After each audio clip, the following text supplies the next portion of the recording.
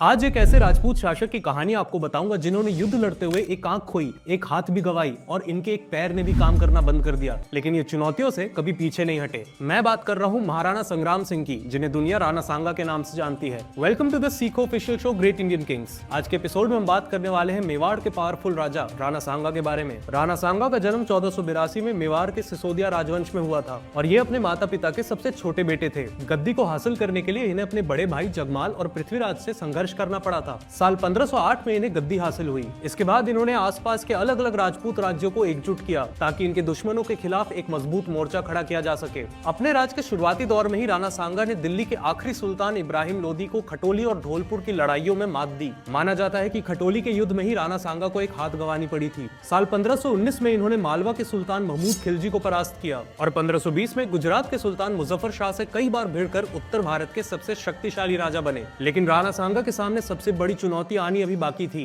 1526 में काबुल से आए बाबर ने इब्राहिम लोदी को बैटल ऑफ पानीपत में हराकर दिल्ली पर कब्जा कर लिया था। मुगल साम्राज्य की नींव रखी जा चुकी थी। बाबर की नजर अब पूरे भारत पर थी और उनके रास्ते में सबसे बड़े रुकावट थे राणा सांगा। फरवरी 1527 बाबर और राणा सांगा की सेना की टक्कर बैटल ऑफ बयाना में होती है। इसमें राणा सांगा की विशाल राजपूत आर्मी बाबर की सेना को हराकर बाबर को पीछे हटने पर मजबूर कर देती है। लेकिन कहानी अभी खत्म नहीं हुई थी। मार्च 1527 आगरा से 60 किलोमीटर दूर खनवा के मैदान में इतिहास की सबसे महत्वपूर्ण लड़ाइयों में से एक लड़ी गई। एक तरफ थे राणा सांगा राजपूतों के एक विशाल संघ के साथ और दूसरी तरफ थी बाबर की सेना जिसके पास तोप, बंदूक और गोला बारूद जैसी नई टेक्नोलॉजी थी। इसी लड़ाई को हम बैटल ऑफ खनवा के नाम से जानते हैं। शुरुआत में तो राजपूत सेना बाबर की सेना पर भारी पड़ी, लेकिन युद्ध के बीच में एक तीर जाकर राणा सांगा को लगी और वो बेहोश हो गए।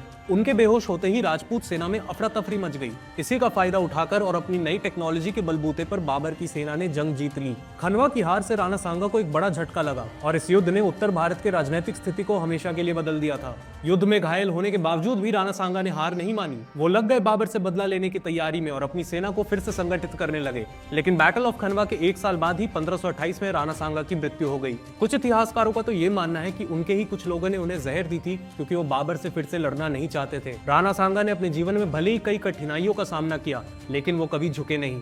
इन्हीं के वंशज राणा प्रताप ने मुगलों के खिलाफ संघर्ष को आगे जारी रखा। कैसी लगी आपको राणा सांगा की ये कहानी, हमें कमेंट्स में बताइए और अच्छा लगा तो अपने दोस्तों के साथ शेयर कीजिए।